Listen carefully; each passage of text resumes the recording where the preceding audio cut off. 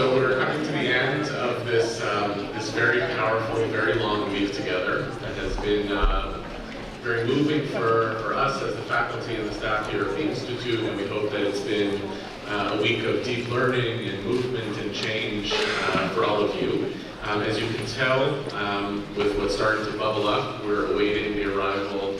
We're starting to arrive in dribs and drabs of about 185 North American rabbis. We're here to take your place for the next 10 days and to delve into many of the same conversations that we began together over the course of this week. So it's an exciting day for us here at the Machon, as much as we are anticipating the sadness of seeing you all go.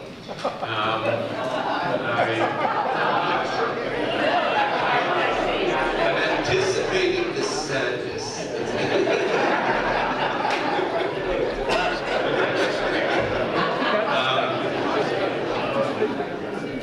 What we tried to do over the course of this week is to struggle with the question of Jewish identity in a time in which every aspect of Jewish identity seems to be changing for both North American Jews and Israelis. At the outset of the week, I asked us to try to see whether over the course of this week we could conduct a conversation about Jewish identity. We could talk substantively about the meaning of identity without falling into three traps that usually happen whenever anyone begins to define or even talk about Jewish identity. One was, can we talk about identity without policing boundaries? One of the instincts when it comes to talking about identity is to move quickly to, instead of talking constructively or openly about these questions and challenges, to preempt trying to define what an identity is constructively by trying to do it negatively. Who's out is a much easier way of doing the work than figuring out what it means to be in. The second trap I asked if we could try to avoid was, could we talk about identity without assuming a crisis narrative? As many of you at the Institute who have been with us for a long time know, we talk a lot about the problem of the crisis narrative as it affects how we think about our relationship to the State of Israel. But the same type of crisis narrative winds up oftentimes animating conversations about Jewish identity. There's an overwhelming sense by many American Jews of some imminent or perhaps recent collapse of the meaning of Jewish identity in America. And we get rattled anew every decade or so by a population study, which reminds us of the same phenomena that have been underway for decades now. But the minute that you start to enter into a framework of a conversation on any topic with the assumption that you're living through a crisis or, more tragically, a collapse, almost all of the attempts that you will try to do in order to respond to that are going to be reactive, defensive, and anxious. So I asked at the outset, can we talk about identity without presuming a narrative of crisis and collapse? And could the very act of doing something like that actually make possible creative possibility for the Jewish culture that becomes foreclosed or shortchanged by the framework of crisis or collapse? And the third thing I asked was, can we talk about Jewish identity without what has oftentimes throughout Jewish history been the easiest shortcut to Jewish identity, which has been anti-Semitism? When they get to define our identity for us, it exonerates us from any responsibility of figuring out what that identity entails. As long as we remain an other from the perspective of the them, I know that we are still an us. I don't have to fill the content of what that us is, because those boundaries get created by ghettoization, by anti-Semitism, and an otherness that's imposed from without. As you recall in the opening lecture, I said that doesn't mean that there is not a persistence or perhaps even a rise of anti-Semitism in the world as a major political problem that the Jewish community has to deal with. But we also can't allow at the same time for the exclusive parameters of a conversation about Jewish identity to be defined by a conversation about anti-Semitism. In order to do that over the course of this week, what we explicitly avoided was trying to give you one coherent narrative about identity, precisely because if we'd done any attempt to create a completely coherent narrative about identity, would have almost by default been playing into one of those concerns. Instead, what we tried to do over the course of this week was to provide a curriculum that signaled what we might call the components, the expressions, and the complexities of identity, with a whole variety of different access points or entry points into the variables that we think about when we talk about compiling or building a Jewish identity or Jewish identities in this period of profound change for the Jewish people in both America and Israel. I want to recapitulate what those components, expressions, and complexities were over the course of this week. A week ago, I started off by speaking about the experience of American Jews in the American public square, the demise of an obvious sense of Jewishness because of the rise of all of the hybridities and complexities of being American Jews, and I asked, even though I didn't fully spell it out, what would it look like for American Jews to think of themselves as differently confident in an American Jewish public square, as citizens and owners of that public square, as opposed to as guests and others? On the second day of the seminar, Donniel spoke about chosenness, using the frameworks of otherness and exceptionalism, the problematics and the opportunities that come with thinking of ourselves as having a particular narrative about ourselves, and what we might call the negative version of that, right, being other, as well as the positive version of that, of a striving for a certain type of moral exceptionalism as the characteristics that defines the uniqueness of the Jewish people. Christine spoke about biology, covenant, and memory. Three different frameworks, three different entry points to think about how Jewish identity has been classically defined throughout our sources and throughout the ages, making the implicit and ultimately explicit argument that the only inauthentic Jewish identity is the insistence that one of these narratives is exclusive and trumps the rest. That throughout Jewish history has been an insistence that identity is defined by some combination of biology, covenant, and memory, but that becoming a fundamentalist about each of them is its own form of inauthenticity. Elana spoke about ritual and spoke about ambiguity when it comes to ritual, and the possibility of the religious self creating community precisely because ritual can have ambiguous meaning. By virtue of the fact that we come together to perform ritual does not homogenize individual identity, it actually makes possible for community to exist across difference. On Shabbat, Micha and I spoke about God, which was a conversation that Donniel had opened earlier in the week with Shaul, with reference to his book, Putting God Second, and asked the question, to what extent is the Jewish identity informed and shaped by belief, as Micha argued, or by lack of belief, which I tried to argue in return? As we talked about in that Shabbat discussion, the truth is, as is often the case when you create such binaries, probably a little bit of both, or at least we have to tolerate a certain spectrum of attitude towards belief and faith as part of a complex identity.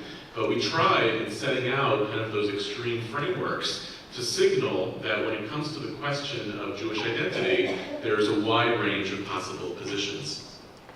Rachel Korazin spoke about Israeli identity, or I think the more accurate characteristic that she used, the title that she ultimately settled on was some Israeli identity, which was actually quite useful in reminding us, in as much as we've been having a Jewish identity conversation that has largely operated through the framework of the American experience, largely because that's where most of you come from, that some of the same tensions about hybridity and complexity, some of the same challenges about being a multi-ethnic Jewish community are true not just of the American experience, but in many ways are intensified and made even more challenging by the Israeli context.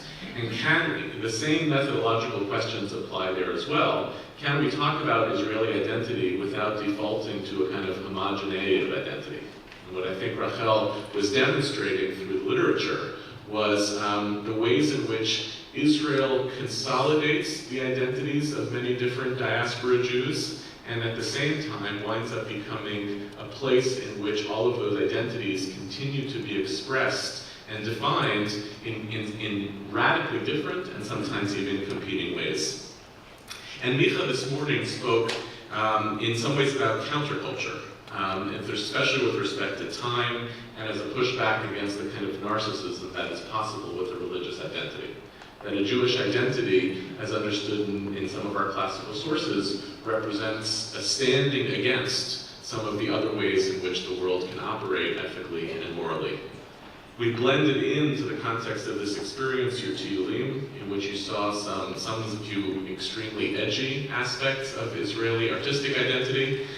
Some of you confronted the phenomenon of Israeli Arabs as a component of the complexities of Israeli identity, and some of you encountered the land as a defining aspect of what it means to be a Jew in the context of the State of Israel, as well as many personal narratives and personal takes through our heart talks on the American Jewish experience as well as the Israeli experience.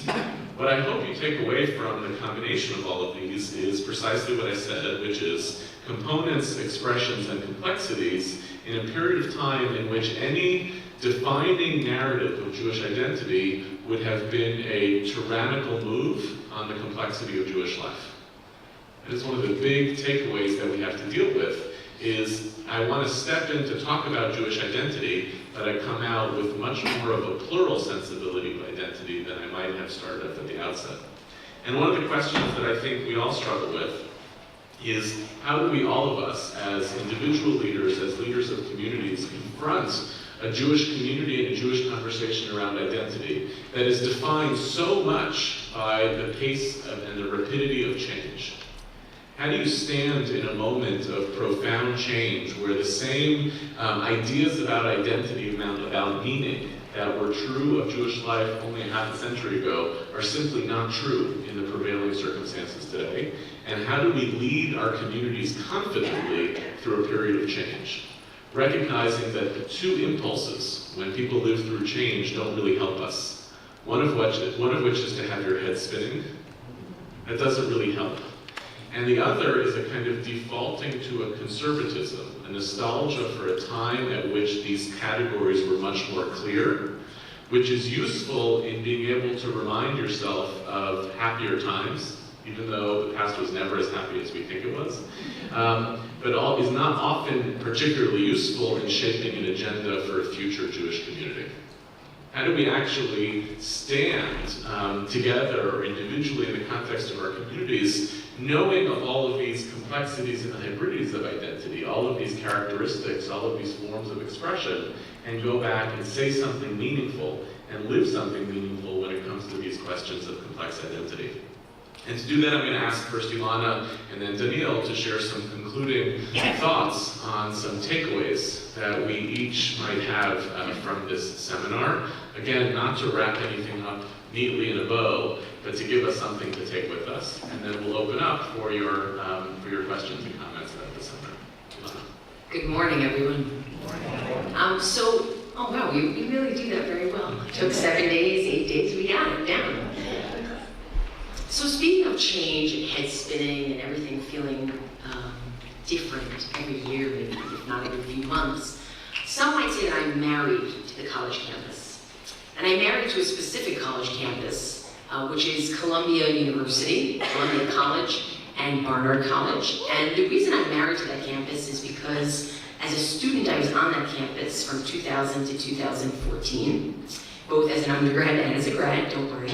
And at some point, I met my spouse, who decided that he would become the rabbi of the Columbia University campus. Not while he was a rabbi and I was a student, we met before that.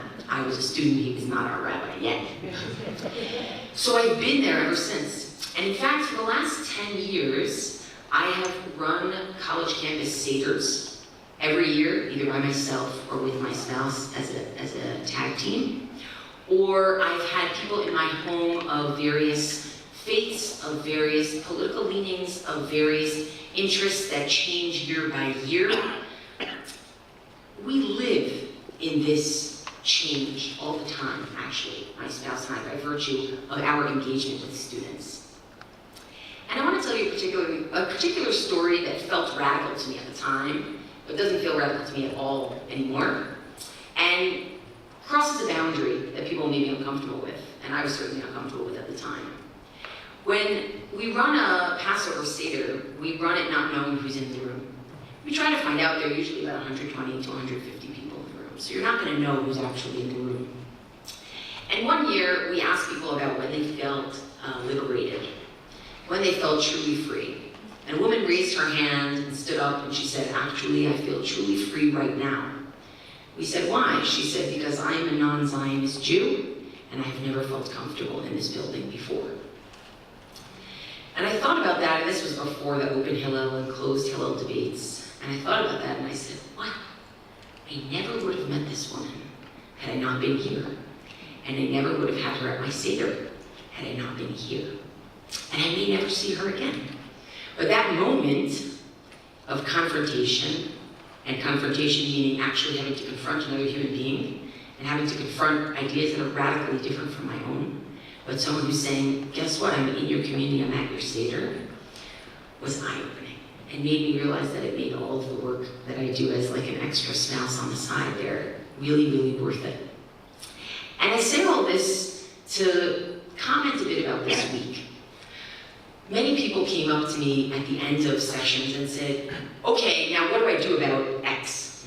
What do I do about this family member? What do I do about these people who don't accept me? What do I do about this policy at Shul? What do we do about our JCC, our federation? And that's a very natural impulse, and that's an important impulse. And one of the luxuries that I had being at that Passover Seder is I didn't have to make any policy choices. I could just hear everybody. We all eat some matzah, make the same funny face, and leave. But when you have to make policy decisions, there's often an impulse to say, well, let's jettison the confrontation. Let's jettison the learning. Let's jettison the conversation. Let's go straight for policy.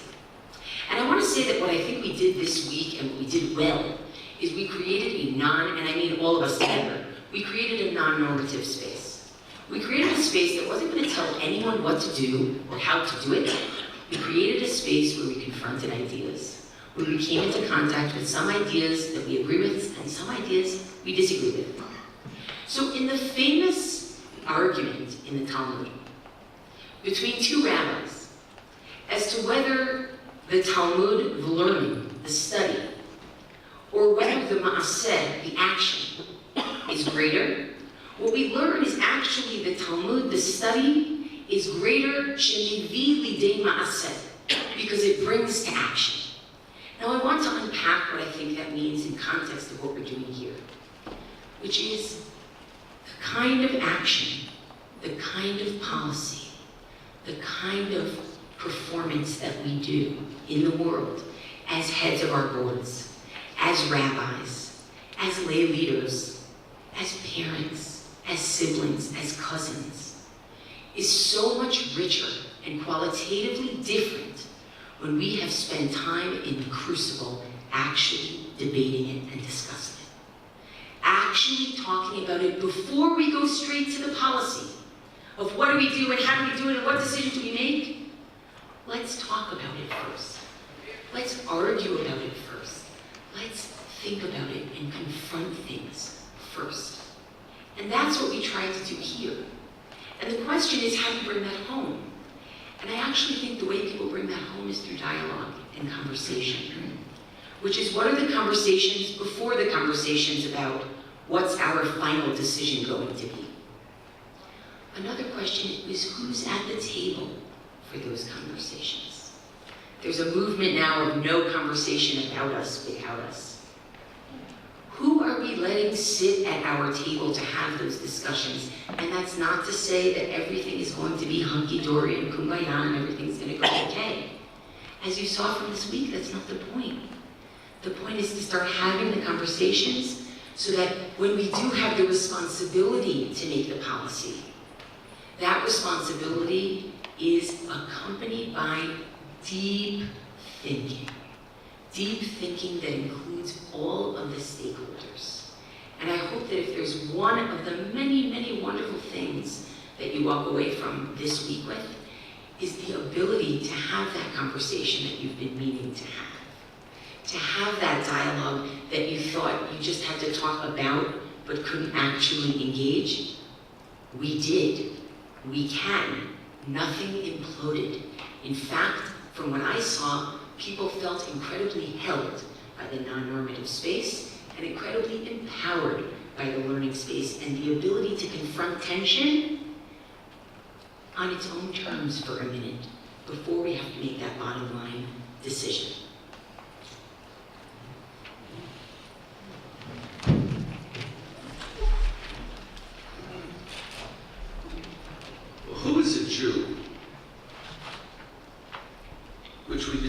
studying throughout this week is deeply connected to the question of, or the way we answer the question of what is Judaism. Now, as you all know, those of you who for the first time, or those of you who are here now for a while, you figured out that at the Institute there is no such thing as Judaism, in the singular. There's Judaisms. And so, I want to reflect about one feature of one take on Judaism that I'd like to leave you with, because it is a take that is central to this particular place without claiming that this exhausts or this is the most authentic. And it is also very central to liberal Jewish life, whether you're liberal Orthodox, conservative, Reform, Reconstructionist, Schools, denomination, secular, nuns. It takes a while to learn that, by the way. It's like there's two things that you have to learn in our tradition to say without taking a breath. One of them is that, and the other one is the 10 children of Haman. When you read the Haggadah, when you read the Megillah, it's like those are the two things you have to learn how to say in one breath. So, Rabbi Yehuda Nasi, somewhere around 200 CE or so, decides to collect a couple of hundred years of rabbinic thought, of rabbinic positions, and to create a collation of the opinions that in his mind count. And he puts together the Mishnah. And he's, if I was Rabbi Yehuda Nasi, like, I'm the prince, I would feel really good about myself. I got to decide. I start 200 years, all these opinions were given, and I picked who makes it in and who doesn't get it into the book. That's a pretty, that's like, you made it. That's real power. And you formulate this book, and this here, Jews, now, I know all this stuff wasn't written beforehand, now you got it, this is it. And he closes the Mishnah. Everyone here studied Talmud this week. Gemara. I want to tell you what Gemara is, because it is a core feature of a certain type of Jewishness. Gemara, which is ultimately collected, a group of scholars who live from about 225, 250 to about 500 CE, begin to talk about the Mishnah. But guess what the Gemara does when it comes to talk about the Mishnah? 90% of Gemara takes what Rabbi Yehuda Hanassi presents in the Mishnah and juxtaposes it with all those opinions that he discarded. These opinions get collected in our tradition, either in a body of work called Tosefta, which are known as the additions, or they remain fragmented and called Braitot, ultimately being remembered in our tradition not through a collection, but through what these later rabbis remembered, because once they got Rabbi Yehuda Hanassi's book, they didn't stop thinking that that's the only book they should read. And so, we as a people, our Talmud, our oral law, the foundation of Jewishness as we know it, is a revolt against editing anything down. It's a revolt against someone deciding what is it that I should know and what is it that I should not know. And the essence of Talmud Torah is a study of a multiplicity of opinions, and they're all there. And at the end of the day, almost never does the Talmud come up with a ruling as to which opinion is definitive or not. And in the Talmudic logic, an opinion which is not in the Mishnah is of no less validity than an opinion which Rabbi Yehuda Nasi put into the Mishnah. It's just all all there. The process of Jewishness, which the Gemara exhibits,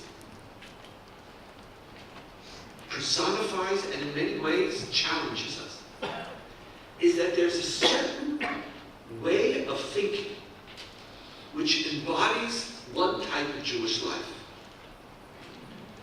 And that is not a way of thinking that accepts complexity. That's not complex enough. We're much more complex than a people who accept complexity. It is a modality of thinking which accepts opposites. Not an Aristotelian sense, which says that there are opposites and that the true path is the golden mean, is to find some middle between them. For those of you who keep kosher, that's par of ice cream. Par of whipped cream is like the persona, right? Who likes par of whipped cream? They're making par of ice cream not too bad right now, but it's like there are certain versions of it. Especially if you can't have milk, you think you actually convince yourself that it's pretty good, like I do. But there is no way that par of ice whipped cream makes. It's like not even in the category. This middle path is par. It's not what you. It's not about there's differences and yes, it's complicated and we have to find a balance. Narishka. It has nothing to do with balance. It has to do with putting in your head 2, 3, 4, 10 different, radically different opinions and letting them all live there with ever coming to the space where you say a resolution. And the person who grows up within a Talmudic Judaism ultimately embodies a different type of Jewishness. Now, for many people, this is very scary. And our rabbis themselves say, in Tractate Chagiga, they ask, one second, this is crazy. This one's saying it's pure and this one's saying it's impure. That's not like, okay, I can see that you're thoughtful, I understand your argument, I realize that. Pure or not pure? This is like as clear as it could be. Is it pure or is it not pure? And you're telling me there's people who say it's pure, and there's people who are saying it's not pure, and you have to accept all of them? How can I learn, a person asks. How can I even engage in learning this whole thing? I can't do this. Learning is supposed to give me knowledge, and knowledge is supposed to give me discernment, and discernment is to know what's right and what's wrong. What are you doing here? You're telling me pure and impure, and I'm going through this process of this opinion, and this opinion, and this opinion, and this opinion, and there is no resolution. How can I learn? And in my father's work, which he in his book, A Heart of Many Rooms, he starts with this idea that what you have to do is you have to make yourself, create in your heart a heart of many rooms. And know ultimately that they all come from one God. And one God in our tradition doesn't have one opinion. Now that doesn't mean relativism. This modality of thinking is a modality of thinking which rejects any absolutist claims, but at the same time tries to dance and ensures that it doesn't fall into relativism. Because relativism means there is no truth. And this is one that says there is multiple truths.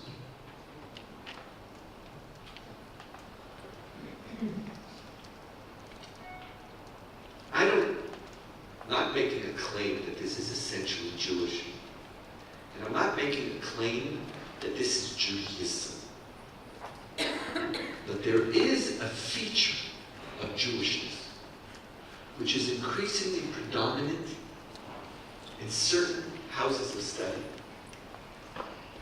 where to be Jewish is to think in this way.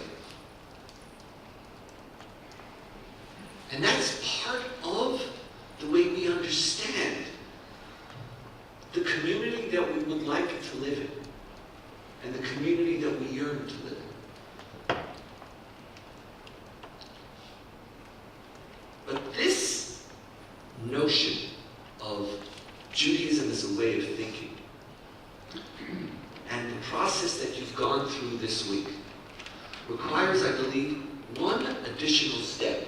But now if you cognitively embrace this modality of thinking, you're ready for this step. Otherwise, it would be chaotic and it would undermine the whole story. Now you're ready, okay? We are people who live intellectually with these opposites at the same time and don't need to resolve. It's just there. And to be able to see them, to think them, to appreciate them, to navigate between them without resolving them or resolving them very differently in our lives at different times is a Jewish way of being in the world. Not determined by what you eat, and not determined by your Shabbat, and not determined by what you believe. In fact, all of the above are shaped by this modality. But this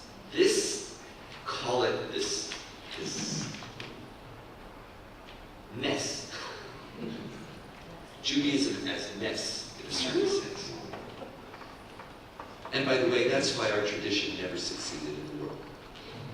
It's not meant for everybody. It really isn't meant. Most people are going to stop at the question, says, what do you mean, pure, not pure? Give me an answer.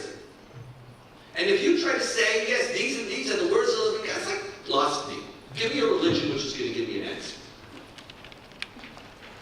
And some people have not created Judaism which provides that.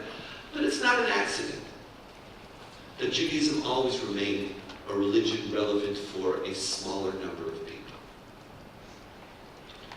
But with that process, now Yehuda gave you, if we look now from 10,000 feet at the week of study, there's one more ingredient that I want to give to you.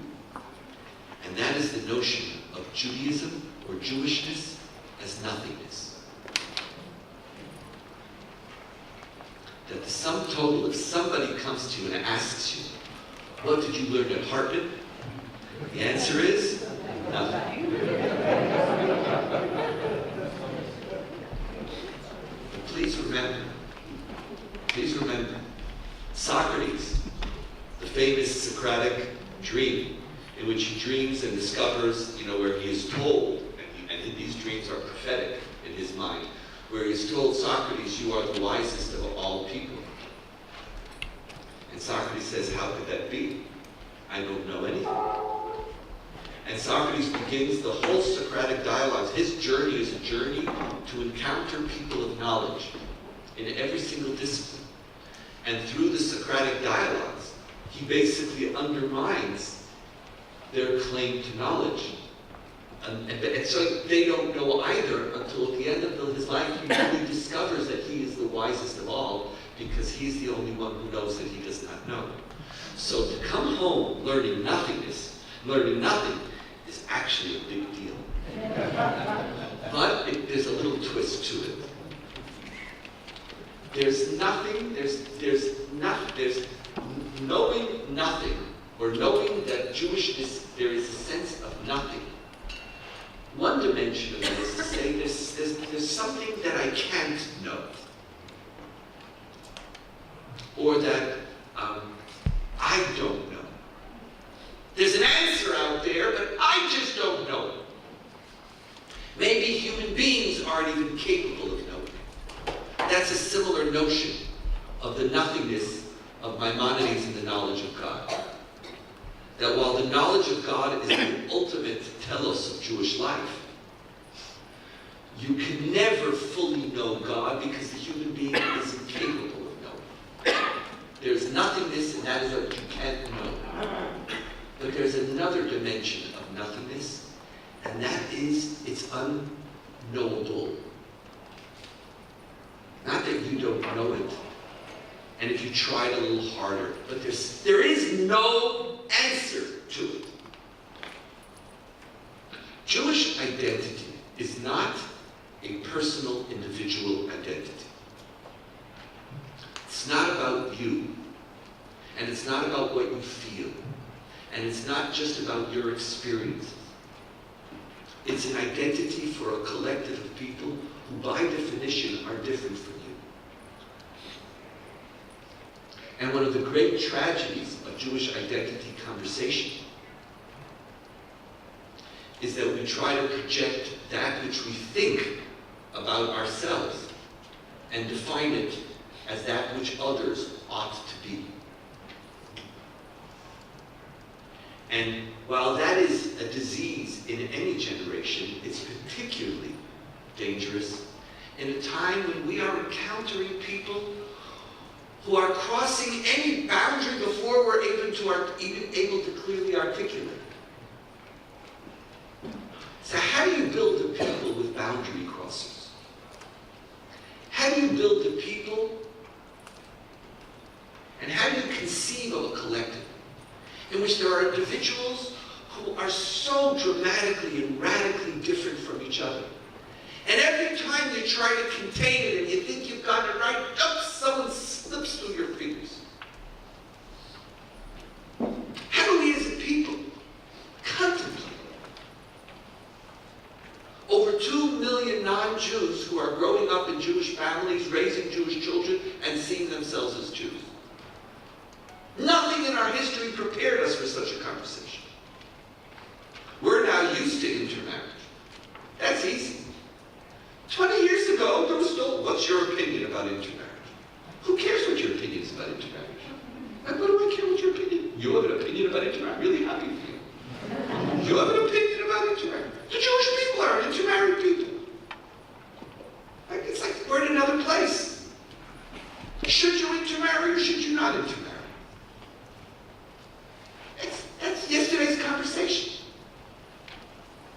70% of the Jewish people are intermarried. That's us.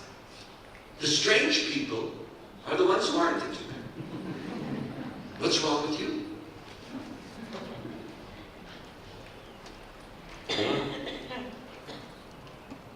We encounter, as in Elana's story, for the first time we encounter people for whom Israel is not self-evident as an integral part of the way they do Jewish.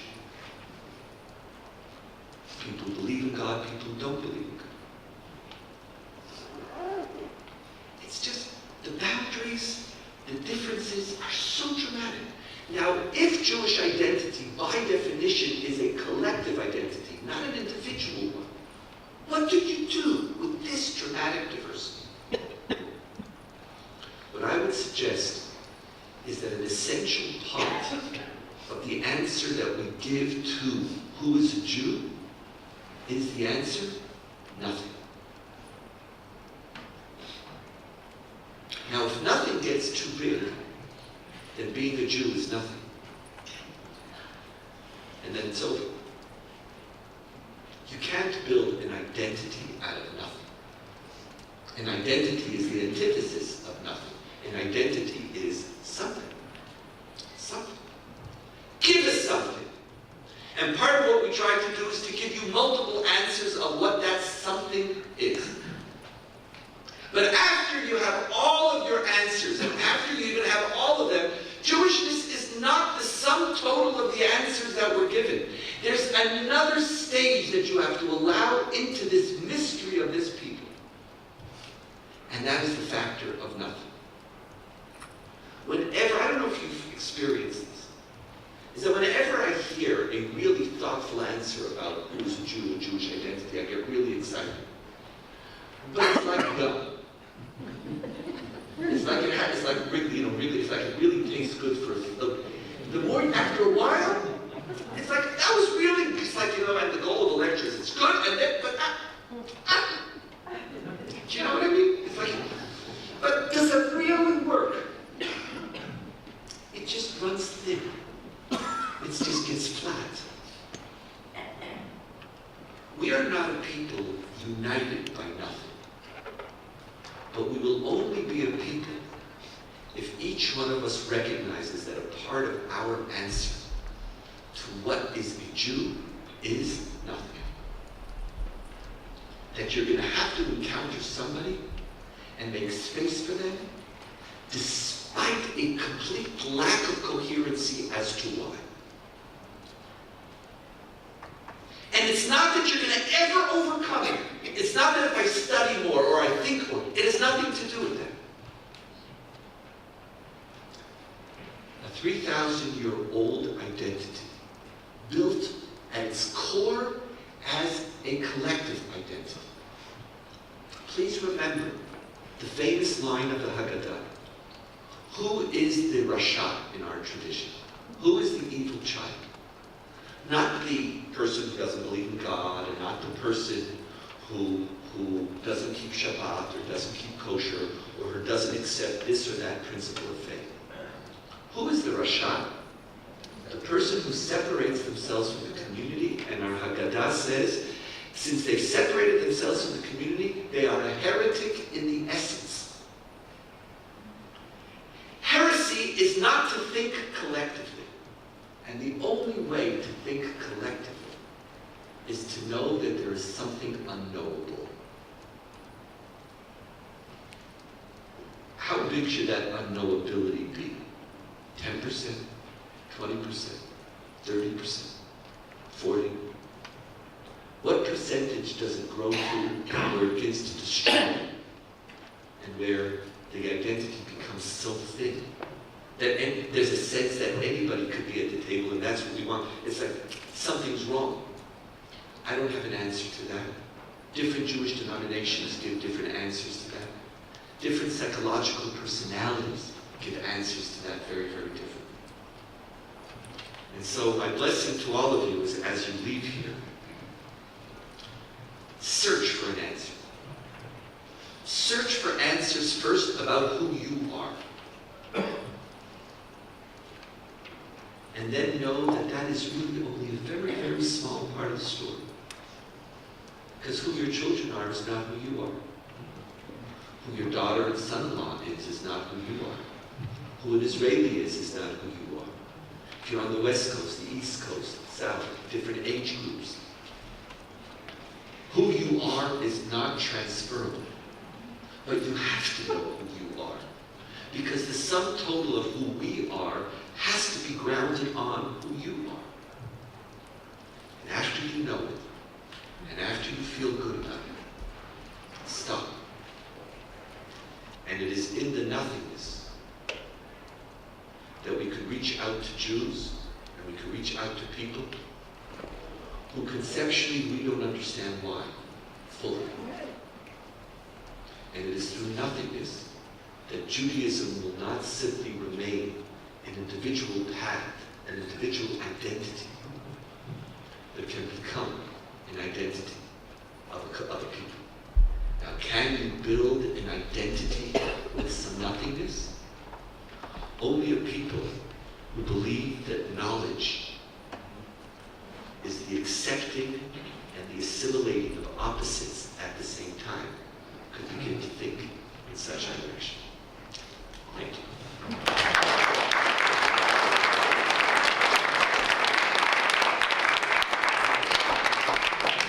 I'd love to take some questions. Yes? Stand. This is for Donniel. Wait, tell us your name and what you're doing here.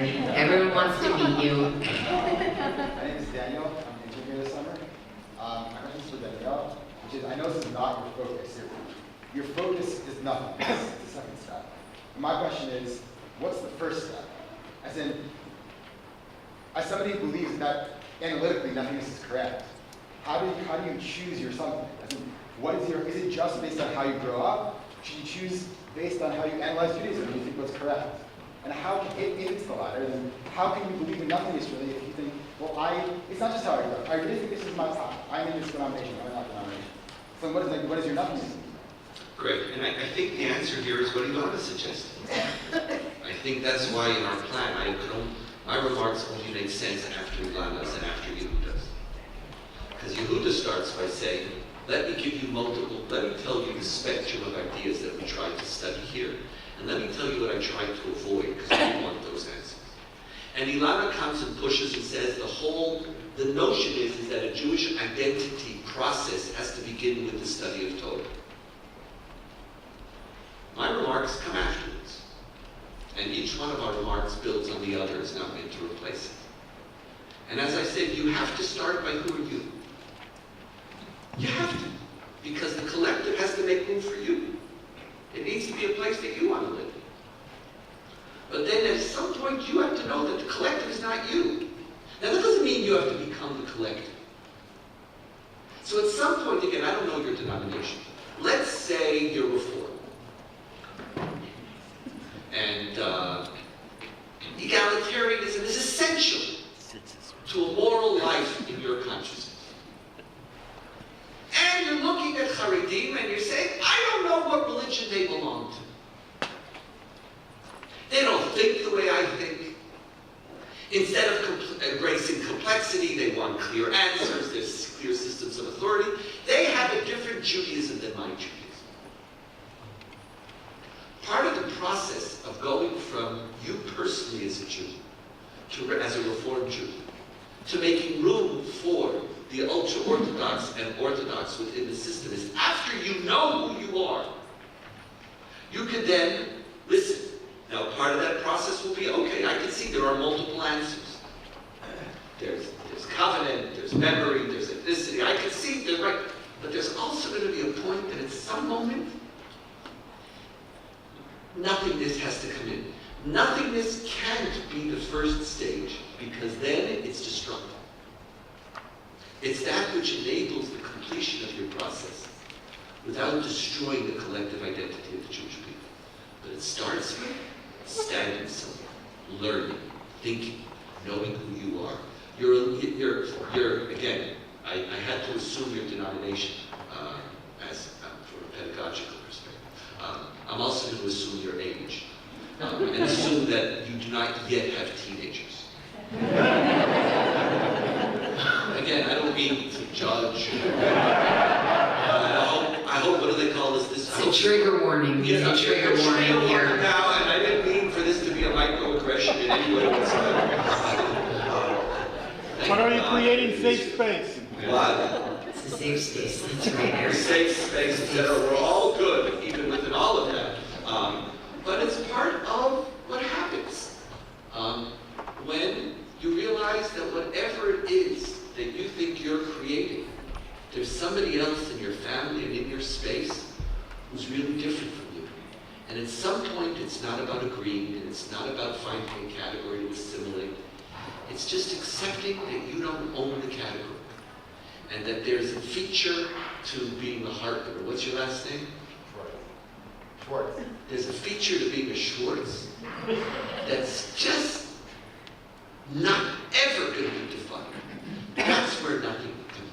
But the great fear is, if you start with nothing, or if nothing gets too big, then there is no there there. And as we always say, if there is no there there, why go there?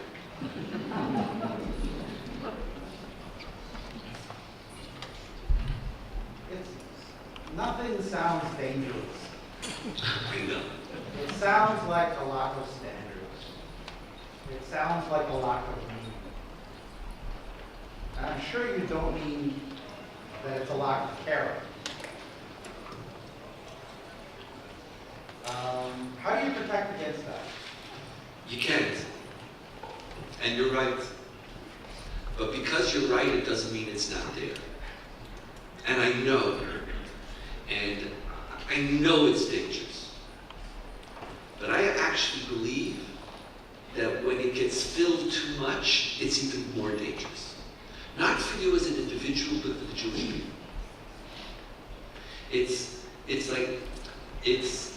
It's a permanent, it has to be a permanent feature. But how do I protect against its being abused? I don't have protection.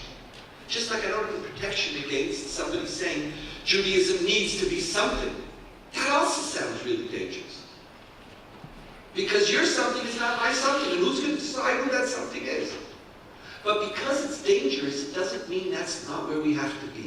And I appreciate it. And I was explicit. And I'm saying if it gets too large, it's even more dangerous. But because it's dangerous, that's the dance. There's a certain dance about being Jewish, which has to entail an unknowable.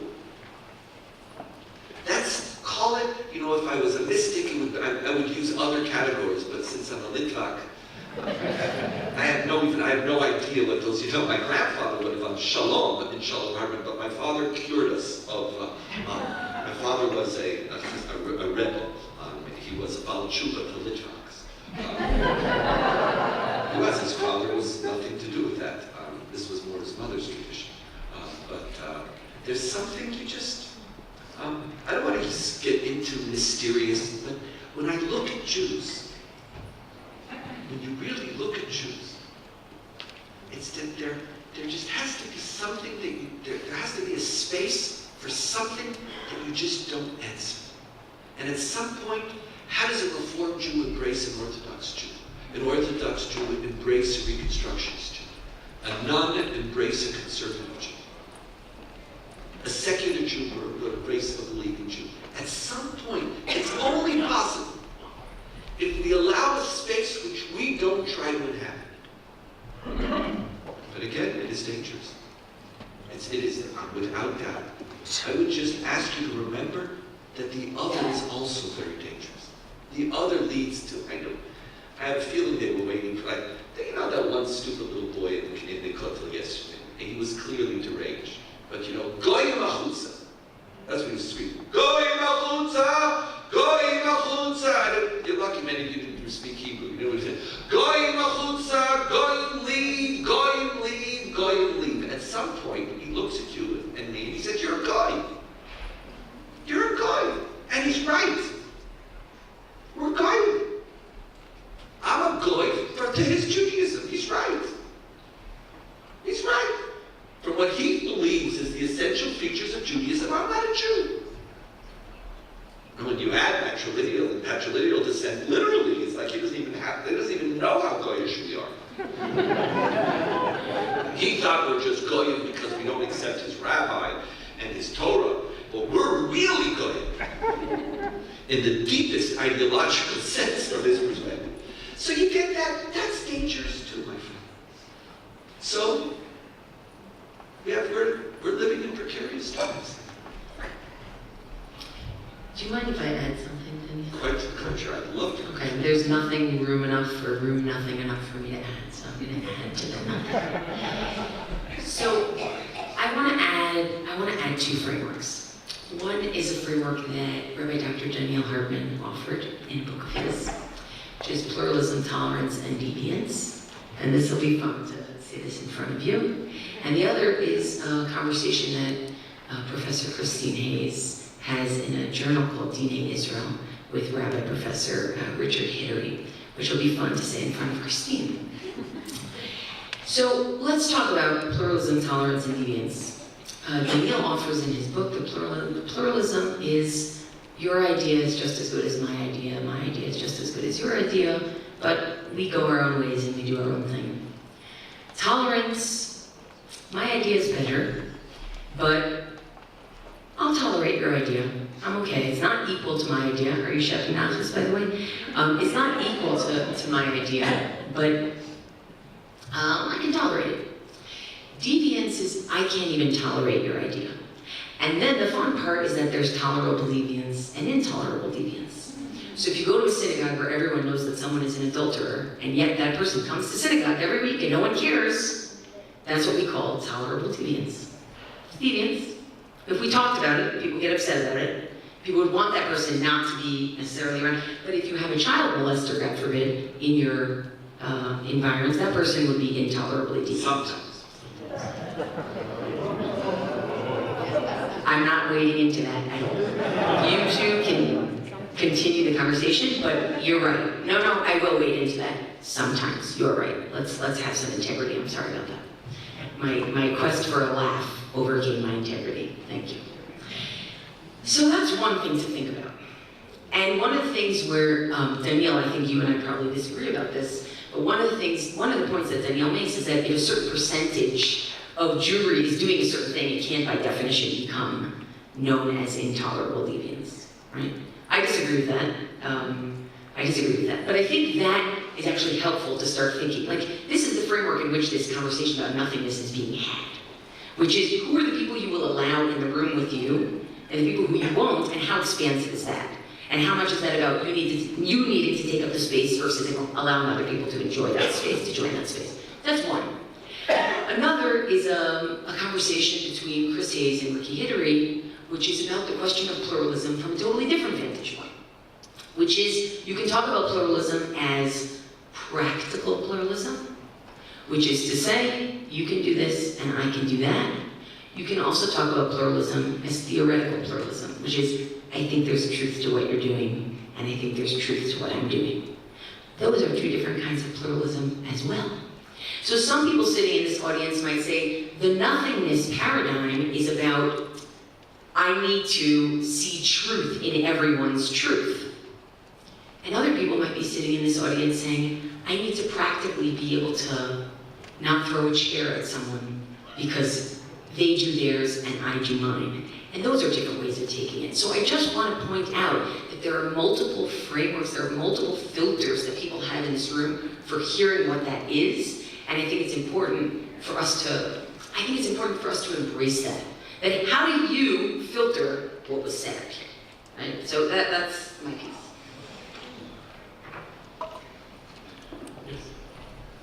Maybe I'm overthinking this too, but I think those of us who have come here and all the other participants over the years who have come here are in a unique place in our time, in our community. Things change.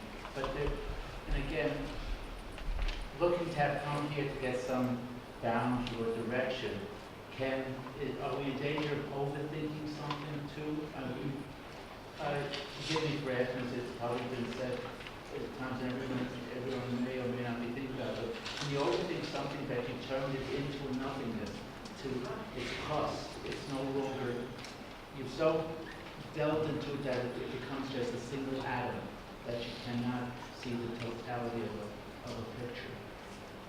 I think it's definitely possible to overthink things. I don't think we're even close. And I don't think, right. I think for our, I think the truth is the first half of the sentence and the second half of the sentence, or the second half of the question, are actually in tension with each other, which is here we are, a small group of people, and we're working all over this, but this is not necessarily the normative culture of how these things are discussed, and we're nervous about the extent to which we're overcooking it.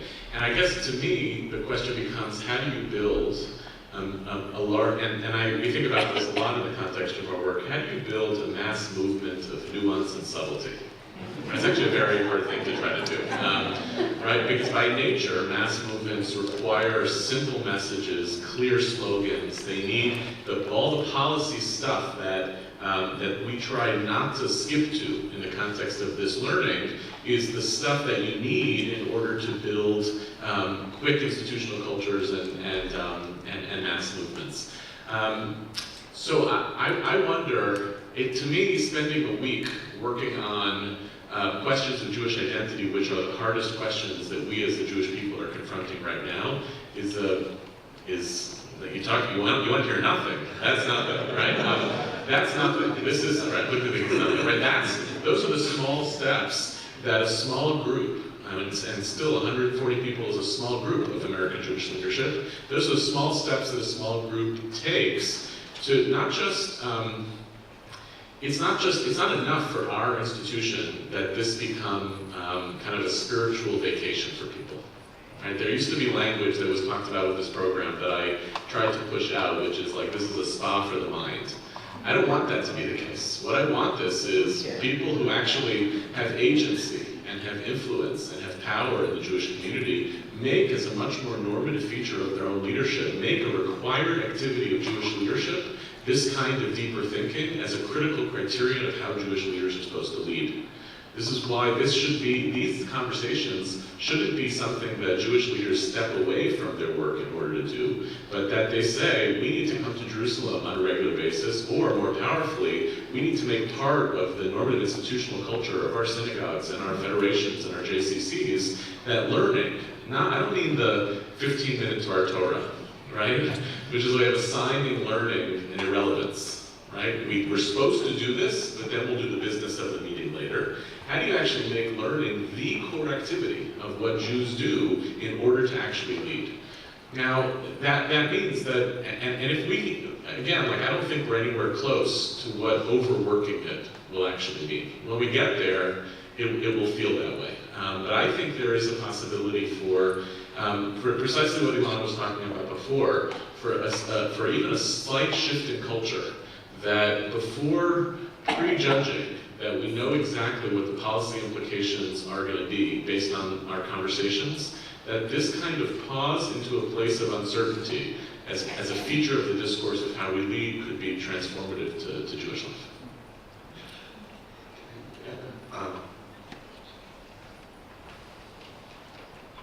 I don't want to, but I want to get a little provocative.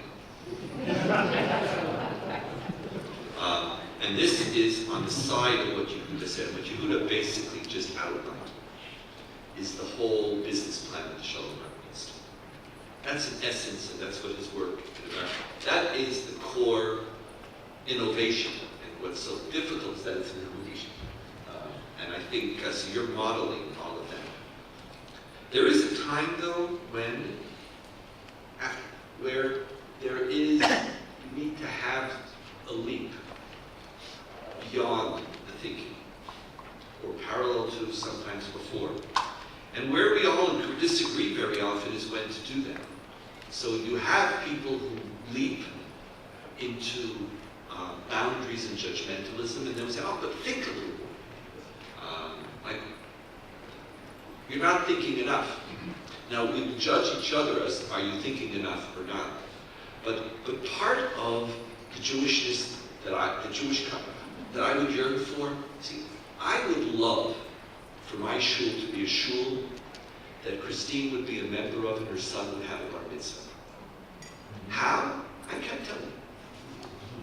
I don't want to think about it. It's just for me. That's what should be. And I don't need Christine to be Jewish, to have a, I don't need, I do need her to pay membership. I'm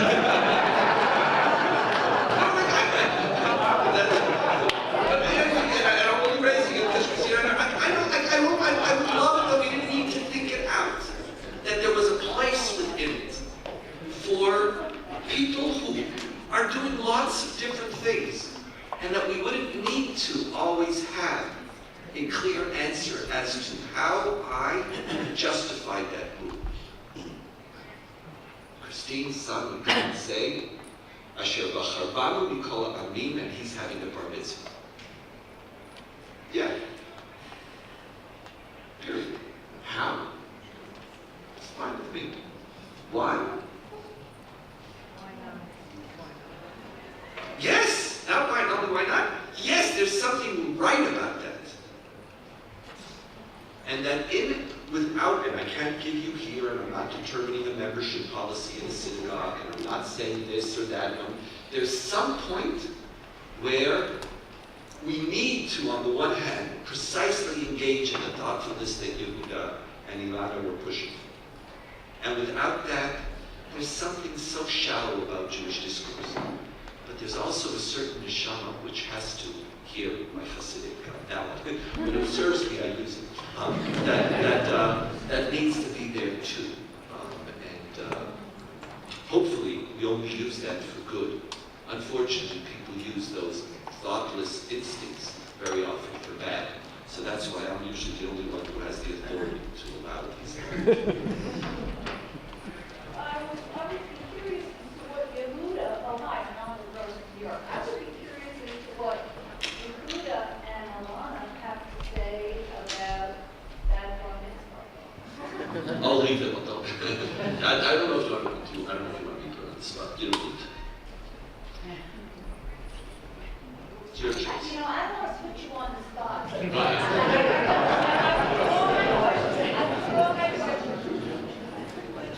I heard everything all of you said for the last hour and a half, and I'll tell you on a personal level, I really do think it opened up to me. I'm probably the most conservative person at my Reform temple about intermarriage up until this week, and it's really made me open my eyes. But that last comment, you knew it was provocative. So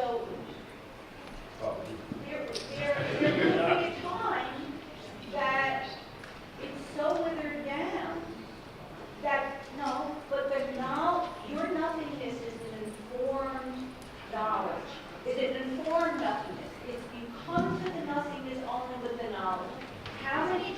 I know I sound like, how many generations till the knowledge is gone? It's illogical, it's right. Okay, so let me, I'm not gonna ask him a halachic question and go into that line of work. But here's how I have come to think about this issue. I would like to see a way in which we try to foster 3 totally different definitions for our communities of, and I'll give you 3 different words. We could probably come up with even more, of the difference in definition between Jew, member of a Jewish community, and member of the Jewish people. And the question would be, what would happen differently to communal policy in regard to multiple different institutions if we became comfortable with different definitions for each of those categories? Now, part of the reason why I think this is possible is because it happened already. The overwhelming majority, for instance, of American Jewish members of Jewish community, members of Jewish community centers in America are not Jewish. So we've already signaled that our community institutions can have members of the Jewish community who are not Jews. We have already set up in the framework of the State of Israel the possibility of people immigrating to the State of Israel through a framework of a law of return, which is essentially built around a notion of the Jewish people, which makes room for people to make Aliyah who are not halachically Jewish. Meaning the State of Israel already back in 1948 established that there's something different between being a Jew and a member of the Jewish people for the purposes of the right of return. In other words, we're already playing in a terrain in which our formal institutions and our informal institutions have totally different definitions about Jew, member of a Jewish community, and the Jewish people. If you want to add on to that, we could also say patrons to Jewish communal life, partial members to different Jewish institutions. Personally, I want to belong to a synagogue which has a particular halachic definition of who counts as a Jew for the purpose of that synagogue. But I have no interest whatsoever in trying to advance a vision for Jewish communal life in which every other synagogue or every other Jewish communal institution is defined by that criteria of membership. Because my own spiritual needs of belonging in a synagogue which has a particularly high level of a barrier of entry is useful for how I want to daven. But it's not necessarily useful and oftentimes really destructive for who I want to engage with as the broader members of the Jewish community. One of the things that becomes so difficult for American Jewish communal life is that we get into a trap of thinking that the same definition that we use for Jewishness when it comes to the synagogue has to apply to the day school, to the JCC, to the Federation, to who counts in the context of pro-Israel. And we wind up with this very weird cross-contamination where one set of definitions is actually deeply damaging for a culture in which our approach to membership and belonging could be much wider once we recognize that these institutions are playing in different games. So I have my short-term answer is I don't know that I'm radically willing to allow for that openness when it comes to my particular synagogue. But I think there's a real possibility for the Jewish people to recognize that in as much as we're already living with totally different thresholds, barriers of entry, and different notions of membership, that perhaps a multi-tiered or a multi-dimensional approach to membership and belonging could really help us. That really does. It's less scary, I see a nod in your head. It's less jarring, but it's your experience. Yeah, I just want to add one quick thing, not being about any particular example, as much as just the distinction between status and identity, that when you talk about law, you talk about status, and when you talk about community, you talk about identity. So I think that needs to be taken into account. I also would not want to live in a world where every synagogue would say we are that radically open. I'm not sure I would want to live in a world where every synagogue said we're not. So I think that the diversity that we have among ourselves is actually a really beautiful thing. That's really what I think, and really taking it away from any particular example of any particular person or any particular affair. I just want to add a refinement to what you said, which is under member of the Jewish community, I would like to add member of a Jewish family, which I think would include a lot of people who function in the Jewish community. Beautiful, thank you.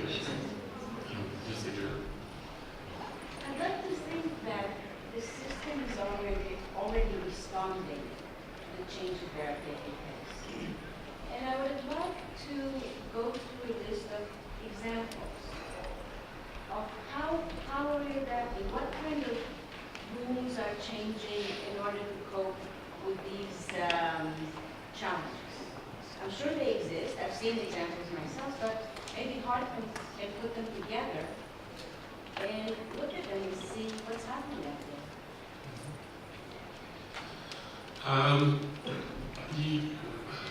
Yes.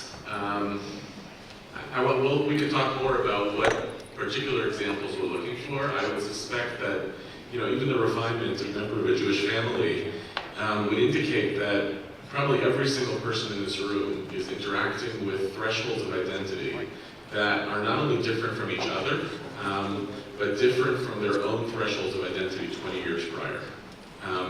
So part of this is a challenge to go back and interrogate that individually and personally. What's different about how my identity, my community is different today than it was before? And what it would look like to curricularize that, to find ways of thinking about how communities are looking at this differently is a great challenge. Yes. Just like to add, just before coming here, I went to a gay marriage, Jewish gay marriage wedding in a church performed by a conservative rabbi, and it was a beautiful affirmation of this, of the changes. And the guests included the whole spectrum of, from modern Orthodox to secular and non-Jews, and it was such a moving Jewish event. Yeah, I don't think I mentioned this when I spoke, but one of the critical moments that we're going to look back on in American Jewish history for this changing tide of American Jewish life was the New York Times front page cover above the fold when Chelsea Clinton got married, which signaled that the whole conversation around intermarriage was now in a totally different place because the social commodity of Jews has changed. There was no scandal, actually, about it being an intermarriage performed by a rabbi on the front page of the Times. But the subtext, the footnote to that, was something that happened a couple months later in the Times, which was a report following up on the Clinton wedding that the sales of chuppahs, wedding canopies, had gone through the roof after that story had appeared in the Times. And it was not chuppahs being sold to Jews who were now proud of this piece of their heritage. It was a Jewish ritual object becoming part of the broader American kind of cultural lexicon of the choices that people can make. And that means that it's not just the local identity conversation. How are we doing things differently? It's how are our own, what once may have been thought of as particularistic identity choices, being replicated, changed, and modified by the way in which they're owned by the broader public with whom we're interacting. And then you can no longer have simply the navel-gazing conversation around identity when you're actually negotiating your identity very much in public. Can I add one quick thing to that? Which is going back to Donniel's point about nothingness.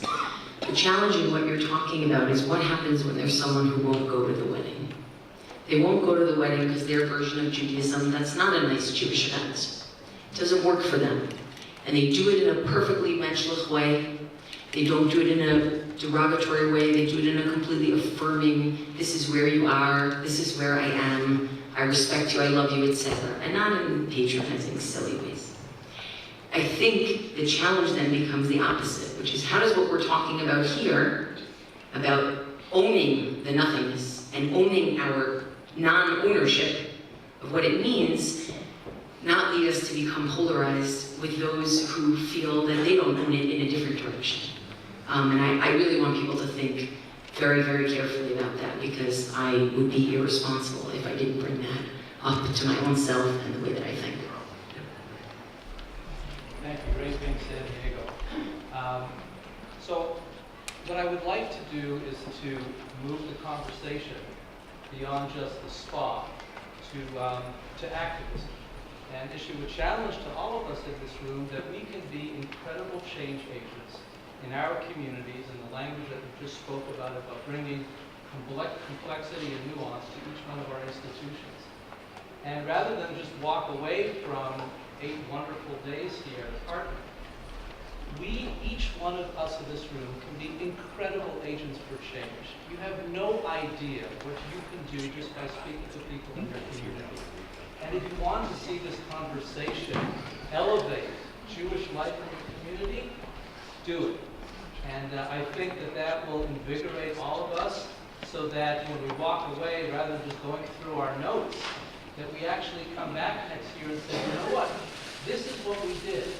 We engaged young leaders, both on the professional level and the lay leaders, and look at how the conversation has changed. It's not just up to you, wonderful people at the faculty. So I just wanted to throw that out for all of us as a challenge.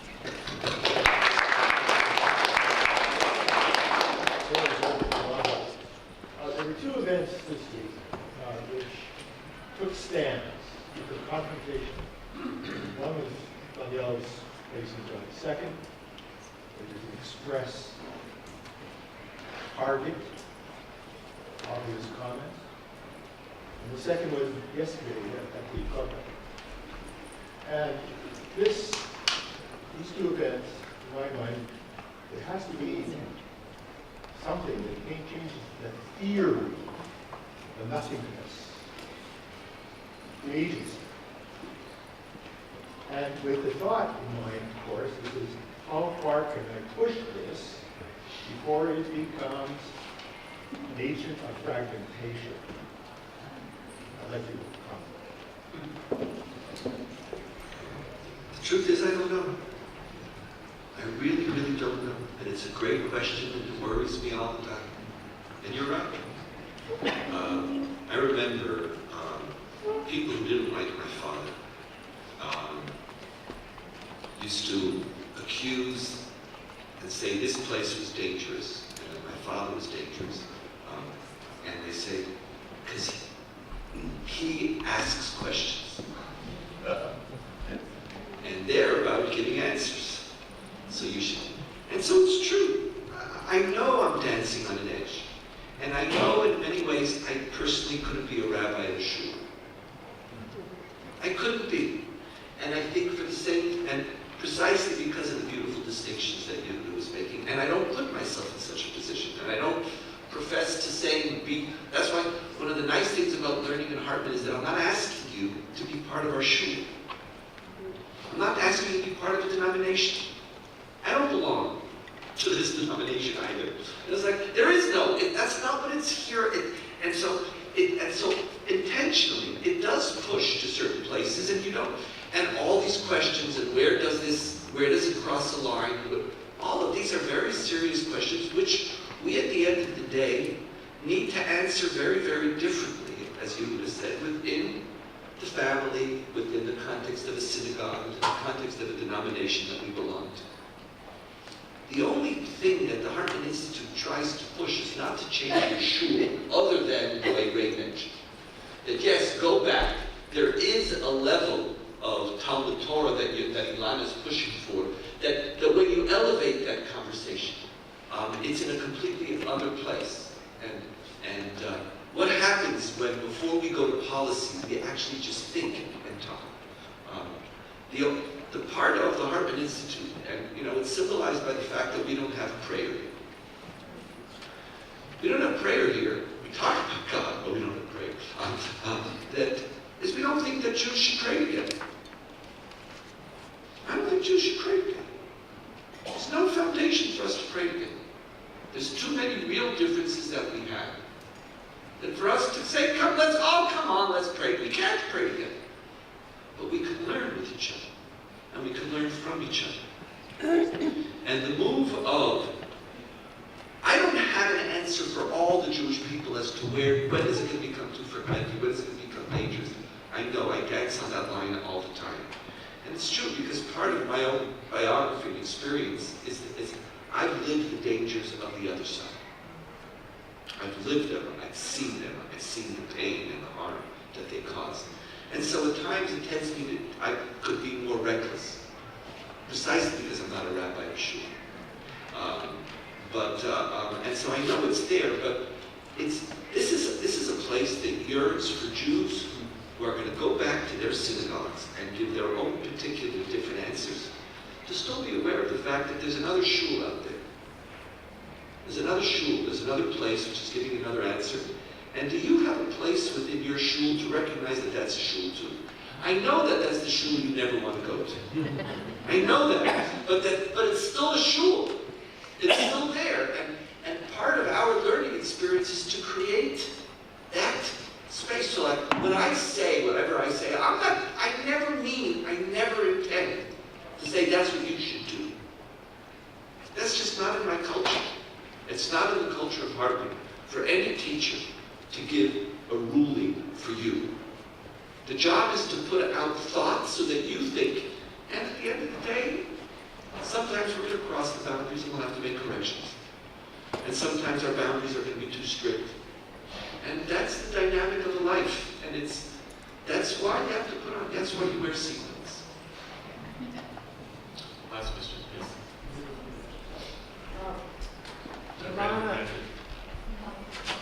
Elana mentioned the incident at her Seder at Columbia, where a person at the Seder said, "This is the first, I'm a non-Zionist Jew. This is the first time I felt comfortable in this story." What was it about your Seder that allowed her to feel that way? I think it was he asked what was it at our Seder that allowed someone to feel comfortable in the Hill building for the first time. It was actually because we weren't taking things for granted in terms of the people we were talking to. It's actually because it was one of those non-normative spaces, so it was a little bit easy. It was also because whoever chose to come in the door was choosing to come into the door. They weren't coming into the door because anyone was pushing them through that door. But I don't think every space can be like that. I wouldn't invite that young woman to my, pro-Israel rally, right? I wouldn't have her as a speaker. And that I might not even have her on the board of my institution, because if I want my institution to go in a particular direction, and those privatization decisions are, as Daniel asked us before, those are perfectly legitimate decisions for people to make. But I know that she exists, and I know that she wants to be at a Seder, and I know that I can make a Seder that she can be in. So I know there are places where we can be together, and there are places, as Donniel said, where we can't be together. And I also know that when I'm making my decisions in my pro-Israel group, I know that she's watching me. And that's going to impact my rhetoric, it's going to impact some of my decision making, and it's going to impact my outreach. And to be impacted yourself by having seen someone else, that's the most powerful and honest impact, because they're not there to hold you to it. Really last one, go ahead. Thanks, Dan. So my married name is O'Leary. I was raised in an Orthodox synagogue. I had an early marriage with an Orthodox man. And ultimately married a wonderful Elana, and I've been married for a long time. His name is O'Leary. So when I belonged to the Jewishness in New York, and was fortunate enough to join that congregation when Marshall and I were becoming we're still there as well as the rest of the rabbis. When we joined, it was time for my son to have a bar mitzvah. And that was a choice within our family. It was very clear. And it was a lot of learning. But prior to that, the ceiling at the B'nai Jeshurun had fallen down. And so the Church of St. Paul and St. Andrew, which was our adjacent religious institution, had told the B'nai Jeshurun that they might use the church space while the congregation's ceiling and infrastructure was strengthened. So there was a bar mitzvah, and I'm going to speak particularly to the woman who could not imagine, only to say that it can be imagined. We had the bar mitzvah for David O'Leary, meeting congregation B'nai Jeshurun, meeting at the Church of St. Paul and St. Andrew. That's how our invitation went out. It's true. All I want to say, I'm here. I'm Jewish. I'm studying. I care. I am as fully Jewish as anyone else, not only here, but that in terms of living, the woman who asked, for example, in terms of living into the examples, in